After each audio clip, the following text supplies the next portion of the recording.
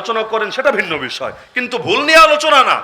কেন দিন কায়েমের কথা বলা হবে, কেন মানবরচিত মতবাদ, সেকুলারিজম বা নাস্তিকতা এগুলোকে বাদ দিয়ে আল্লাহর জমিন, আল্লাহর দিন কায়েম করা হবে, এজন্য গণহারে কেউ যদি দিন কায়েমের সৈনিকদের বা তাদের গোটা সমাজকে, গোটা অংশকে, গোটা দলকে যদি গণহারে গালিগালাজ করে, আগের ফতোয়ার সাথে এই ফতোয়া মিলান, সে ইমানদার কোন যুক্তিতে থাকবে আমাকে বোঝান।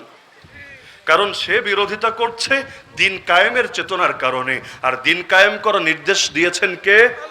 কোরআন স্পষ্ট আয়াত, আকিমুদ্দিন, দিন কায়েম করো। আল্লাহ বললেন দিন কায়েম করো, সে আল্লাহর কথার উপর আমল করছে, এজন্য তোমার গা জ্বলছে। তাহলে তোমার ইমান থাকছে কিভাবে? এই আয়াতের উপর তো তোমার ইমান বরবাদ হয়ে গিয়েছে। অনেকে আছে কোরআন দিয়ে দলিল দেয়, তবে কোরআন পুরোটা মানে না, আংশিক মানে। যেমন আমি নাম বলবো না, আমাদের এক নেত্রী ছিল বাংলাদেশে, সে দাঁড়িয়ে বলতো সংসদে, লাকুম দিনুকুম ওয়ালিয়া দিন। এটা দিয়ে কি দলিল দিত? ধর্ম যার যার, উৎসব সবার, অথবা ধর্ম নিরপেক্ষতাবাদ। এটাই হলো কোরআনের কথা, এটাই হলো সূরা কাফিরুনের শেষ আয়াতের কথা, লাকুম দীনুকুম ওয়ালিয়া দিন। ভাবটা এমন, পুরো কোরআনে আর কোনো আয়াত নাই, একটা মাত্র আয়াতই আছে, আর সেটা সে মুখস্থ করে দিয়েছে। কেউ কেউ তো শিয়াশিত্তার দলিল দিত। শিয়াশিত্তা পড়েছি, শিয়াশিত্তা আবার কোন হালুয়া? নাম বলতে বলতে বুখারী, মুসলিম, তিরমিজি বলতে বলতে মিশকাত শরীফের নামও বলে দিত। যদিও মিশকাত আবার শিয়াশিত্তা হলো কবে, ওটা ওর বাপ ওর 14 গোষ্ঠীও তো প্রমাণ করতে পারবে না কিয়ামতের আগ পর্যন্ত। তো শিয়াশিত্তা পরে কি শিখলা? শিয়াশিত্তা পরে কি শিখেছে? একটু পরে গান গেয়ে শুনিয়ে দেয় গোটা জাতিকে, এটাই শিখেছি, এটাই হলো শিয়াশিত্তা শিক্ষা। এরা যদি ধর্ম ব্যবসায়ী না হয়, ধর্ম ব্যবসায়ী কারে বলে? আজকাল তো দিনদারদেরকে গালি দেয় ধর্ম ব্যবসায়ী। আরে নির্বাচন আসলে যারা মাজারে মাজারে দৌড়ায়, আমার বাড়ি যেহেতু মাজারের পাশে, দেখি তো কোন নেতা কোন নেত্রী সারা বছর নামাজেরও খবর নাই, আর নির্বাচন আসলে আব্বার কাছে আম্মার কাছে দোয়া আনতে যায়। আসলে দোয়া বিষয় না, ফটোশুট করতে যায়, টেলিভিশনে সাক্ষাৎকার দিতে যায়, ক্যামেরা না থাকলে একটাও যেত না। মূল উদ্দেশ্য সবার ভোট কালেকশন করা। তো এই মাজারে মাজারে যারা থাকে সেখানে গঞ্জিকা সেবন করে, সিদ্ধি পাতা খেয়ে মেহনত করে, এবং নারী পুরুষের ফ্রি মিক্সিং করে, আরো যত আকাম কুকাম আছে করে। এদেরও তো ভোট আছে, এই ভোটগুলোও তো লাগবে। তো সব জায়গায় গিয়ে সুশীলগিরি দেখায়। তো এই যে বিভিন্ন সময় ধর্মের নাম ব্যবহার করে, তাহাজ্জুদ নাকি একদিনও মিস হয় না, ফজরের পর ইয়াসিন নাকি ভুলেও বাদ যায় না। যদিও মানুষ গিয়ে গোটা রুম তন্ন তন্ন করে খুঁজেও বিদেশে কি কি জানি পায়, কিন্তু এই ইবাদতের কোনো চিহ্ন টিহ্ন নাকি খুঁজে পায় না। অদ্ভুত ব্যাপার স্যাপার। তাহলে তুমি রাত্রে কয়শো রাকাত তাহাজ্জুদ পড়ো? আরে এটা বলার দরকারটা কি? তুমি কি ধর্মীয় রাজনীতি করো? যদি না করো, তোমার তাহাজ্জুদ এখানে টানার দরকার কি রে ভাই? তোমার লাকুম দীনুকুম ওয়ালিয়া দিন টানার দরকার কি? তোমার শিয়াশিত্তা টানার দরকার কি? এটাই তো ধর্ম ব্যবসা। তো ধর্মীয় রাজনীতি করবা না, তুমি ধর্ম দিয়ে দলিল দিবা কোন মুখে? এগুলো হতো নাকি হতো না? হতো নাকি হতো না? তাহলে আল্লাহর রসুল তিনি মক্কায় যদি ক্ষমতা নিতেন, শিরিকের সঙ্গে নেওয়া লাগতো। মদিনায় গিয়ে ক্ষমতা নিলেন, তাওহীদের সঙ্গে ক্ষমতা নিলেন। কি বুঝলেন? হক আর বাতিল একসঙ্গে মিলেমিশে চলবে, তাই না? নাকি হক আসলে বাতিল পালাবে, আর বাতিলকে জিন্দা করতে হলে হককে মারতে হবে? যদি তোমরা চাও জমিনের মধ্যে ইসলামকে নিশ্চিহ্ন করবা, আরে আগে তো আমাদেরকে নিশ্চিহ্ন করতে হবে। কারণ একজন মুসলমানের ভেতরে যতদিন প্রাণ থাকবে, সেই প্রাণে স্পন্দন থাকবে, তার ধমনীতে রক্ত প্রবাহিত হবে। আরে মুসলমান তার সর্বস্ব কোরবান করে হলেও, নিজের জানের বিনিময়ে হলেও, নিজের ফ্যামিলির বিনিময়ে হলেও আল্লাহর জমিন, আল্লাহর দিনকে জিন্দা রাখার জন্য সর্বোচ্চ মেহনত করে যাবেই যাবে।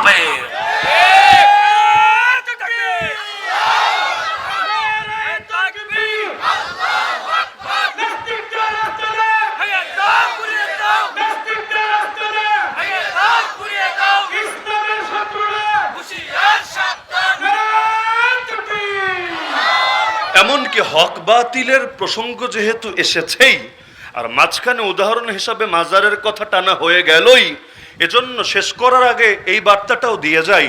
যেহেতু মাজার নিয়ে এখন গোটা দেশ না গোটা বিদেশও গরম হয়ে গিয়েছে, আন্তর্জাতিক মিডিয়াগুলোর মাথায়ও আসমান ভেঙে পড়েছে যে বাংলাদেশে সব শেষ, সব শেষ, সব শেষ, সব মৌলবাদী জঙ্গিবাদীদের দখলে চলে গিয়েছে, মাজার পর্যন্ত ভেঙে তছনছ করে দেওয়া হচ্ছে।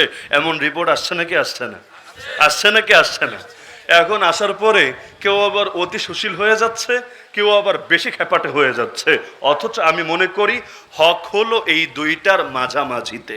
একটু ক্লিয়ার করে বলি যাতে করে বদহজম না হয়, কারণ খাবার না খেলে সমস্যা নাই, সর্বোচ্চ একটু গ্যাস্ট্রিকের ব্যথা করবে, তো খেয়ে যদি হজমে ঝামেলা হয়, বদনা নিয়ে বারবার বারবার বারবার দৌড়াতে দৌড়াতে পরে অনেক সাধনা যাবে। এজন্য একটু বুঝিয়ে না বললে অনেকের ঝামেলা, বুঝাতে চাই একটা, লাস্টে গিয়ে বুঝে আরেকটা, পরে ওইটার দায় আবার চাপাতে চায় আমাদের কাছে। ইতিমধ্যে রাষ্ট্রের কর্ণধারদের মধ্যে কেউ কেউ তো খেপে গিয়েছে আমাদের উপরে, আরে কি বলতে চায়, আমাদের বিরোধিতা করতে চায়। আসলে বিরোধিতা তিরোধিতা বিষয় না, আমরা হকের ব্যাপারে কারো সঙ্গে আপোষ করতে রাজি না। তুমি হকের পক্ষে থাকো, আমরা তোমার পক্ষে আছি, আর তুমি হকের বিপক্ষে যাবা, তুমি আমার বাপ হলেও তোমার ছাড় দিতে আমি রাজি না। তাহলে মাজারের ব্যাপারে একটা মূল নীতি মাথায় গেঁথে রাখেন খুব ভালো করে। যেখানে আল্লাহর ওলিরা শুয়ে আছেন, অর্থাৎ তাদের কবর, সহজ ভাষায় এটাকে মাজার বলা হয় কেন? মাজার শব্দের অর্থ হলো যেটা বেশি বেশি জিয়ারত করা হয়, জিয়ারতের জায়গা। যেমন মসজিদ মানে কি? সেজদার জায়গা। মাদ্রাসা মানে কি? ক্লাসের জায়গা, দার্সের জায়গা। তাহলে যেখানে বেশি বেশি দার্স হয়, নিয়মিত দার্স হয়, সেটাকে মাদ্রাসা বলে। যেখানে নিয়মিত সেজদা হয়, ইবাদত হয়, সেটাকে মসজিদ বলে। তো একইভাবে যেটা নিয়মিত জিয়ারত হয় সেটাকে কি বলে? মাজার বলে। তাহলে ওলিদের মাজার বলতে আমরা বুঝাই যেখানে আল্লাহর কোনো ওলি শুয়ে আছেন। শাহজালাল রহমতুল্লাহ আলাইহি শুয়ে আছেন, শাহপরান রহমতুল্লাহ আলাইহি শুয়ে আছেন, খাজা মঈনুদ্দিন চিশতি আজমিরি শুয়ে আছেন, সুলতানুল আউলিয়া খাজা নিজামুদ্দিন শুয়ে আছেন। এটাই তো, নাকি আপনারা ভিন্ন কিছু বুঝেন? এবার আসেন, বাংলাদেশে মাজার বলতে যা প্রসিদ্ধ তা সব এমন না যে সেখানে কোনো আল্লাহর ওলি শুয়ে আছেন। বরং এর বাইরে আমার দেখা, আমি ছোট মানুষ, আমার দেখাও বড় ক্ষুদ্র, জানাও বড় ক্ষুদ্র, আপনাদের জানা আরো বেশি পরিধি বিস্তৃত হতে পারে। আমি ওলিদের কবর ছাড়াও দুই রকম মাজার চিনি বাংলাদেশে। আপনারা চেনেন কি চেনেন না আমারে বইলেন। আমি আরো দুই রকম মাজার চিনি। একরকম মাজার হলো ওখানে কেউ শুয়ে নাই, ওখানে কিছুই নাই, এটা পুরাই হাওয়ার উপরে বিনা পুঁজির ব্যবসার জন্য বানিয়ে নেওয়া হয়েছে। যেমন একটা উদাহরণ দিলে খুব ভালো ক্লিয়ার হবে।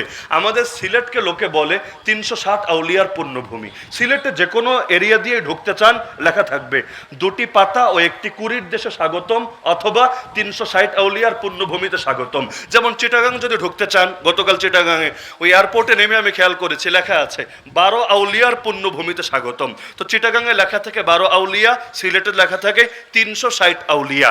এখন মজার বিষয় যেটা, আপনি বেশি না আমাকে এক সপ্তাহ সময় দেন, আমার সাথে চলেন, আমি নিজে ঘুরে ঘুরে ঘুরে আপনাকে 360 আউলিয়া না, এর চাইতে দ্বিগুণ না, 3 গুণ না, 4 গুণ, অন্তত দায়িত্ববোধের সাথে বলছি 4 গুণ, মানে 1000-এর বেশি কবর আপনাকে এমন দেখাতে পারবো যার প্রত্যেকটাতে লেখা শাহজালাল রহমাতুল্লাহ আলাইহির সঙ্গী 360 আউলিয়ার মধ্যে অন্যতম। তো 360 মানে কি? 360 মানে তো 360, 360 মানে তো 560 না, 360 মানে তো 1560 না, 360 তো 360। তাহলে 360টা কবর সর্বোচ্চ এমন থাকবে যেখানে লেখা শাহজালাল রহমতুল্লাহ আলাইহির সঙ্গী। তো বাকিগুলো আসলো কোত্থেকে? এগুলো কি ফটোকপি বের হয়েছে, না ক্লোন কপি হয়েছে, নাকি পরে আন্ডা বাচ্চা পয়দা হয়েছে? এগুলো আসলো কোত্থেকে রে ভাই? তার মানে ডাল মে কুছ কালা হ্যায়। তাহলে বাকি যেগুলো আছে এগুলোর তো কোনো না কোনো একটা ব্যাপার স্যাপার তো আছে। 360-এর জায়গায় এতগুলো বেরো গেল কিভাবে? তাও এমন চিপায় চাপায়, জঙ্গলে মঙ্গলে, সেই পাহাড়ের চূড়ায়, সেখানে সেখানে, মানে মাথায় ধরতে চায় না। এমনকি সেখানে কোনো ইবাদত গুজরও পাওয়া যায় না, কিছু নেশা টেশা করে এমন লোকটা খুঁজে পাওয়া যায়। তাহলে এই বাকিগুলো আসলো কোত্থেকে? আবার এমন উদ্ভট উদ্ভট কিছু নাম আছে বাংলাদেশে, মানে যেগুলো মুখে আনতেও লজ্জা করে, না দেখালে পাবলিক বিশ্বাসও করতে চাইবে না, এমন এমন নিকৃষ্ট নিকৃষ্ট নাম।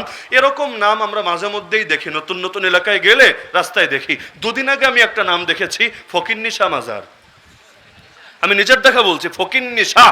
যদি ফকির শাহ বলতো তাও একটু ভাল লাগতো, কারণ ফকির তো বেড়া, কিন্তু ফকিন্নি শাহ মাজার এটা আবার কেমন হলো? রাজবাড়ি আমার মাদ্রাসায় যদি আপনারা যান, যে মেইন রোড দিয়েও যদি যান, বা রাজবাড়ি না গেলে কুষ্টিয়াও যদি ওই রোড দিয়ে যান, দেখবেন যাওয়ার পথে হাতের বামে একটা মাজার পড়বে, নাম হলো জামাই পাগলা মাজার শরীফ। সুন্দর নাম, দেখেছেন না আপনারা? ওদিকের লাইনে কেউ থাকলে দেখবেন, অথবা ওদিকের কোনো বক্তা যদি এলাকায় আসে জিজ্ঞাসা করেন যে জামাই পাগলা মাজার শরীফ এই নামে কিছু আছে কিনা। তা আমি প্রথমে চিন্তা করতাম জামাই পাগলা মানে একটা মহিলা জামাইরা হয়তো খুব মহব্বত টহব্বত করতো আর কি। তা আমি ভাবতাম পাগলা না দিয়া পাগলি নাম দিলে না ঠিক হতো, জামাই পাগলি মাজার শরীফ। পরে ভাবলাম না, জামাই তো আবার শ্বশুরও বলে, মানে মূল অর্থ কিন্তু জামাইয়ের ওইটাই যে শ্বশুর তার মেয়েকে যার সাথে বিয়ে দিয়েছে। ভাবলাম শ্বশুর মনে হয় জামাইয়ের এত এশকার মহব্বত করতো আর কি, লায়লা মজনুও ফেল, শিরি ফরহাদও ফেল, যে এখন জামাই পাগলা তার নামই হয়ে গিয়েছে। হাকিকত যে কি আল্লাহ ভালো জানে, কিন্তু বাস্তবতা এই নামগুলো মুখে আনতে লজ্জা লাগে। কি লজ্জা লাগে না?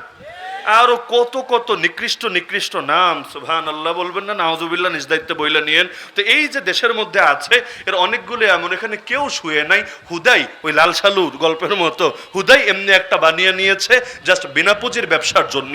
এটাকে ওলির মাজার বলে চালানো হচ্ছে কোন যুক্তিতে?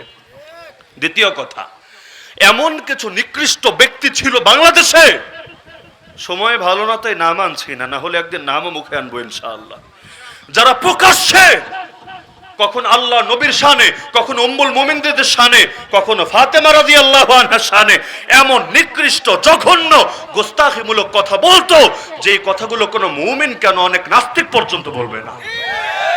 এমনকি ডিজিটাল যুগ এটা, এগুলো সবগুলোর ফুটেজ পাবেন, মানে এগুলো আমার কথা শুনে বিশ্বাস করা লাগবে না, আপনারাই ঘাটাঘাটি করেন। জাম্মাজান আয়েশা নিয়ে কটূক্তি কে করেছে, খাদিজা রাদিয়াল্লাহু আনহা নিয়ে কটূক্তি কে করেছে, ফাতেমা রাদিয়াল্লাহু আনহা নিয়ে কটূক্তি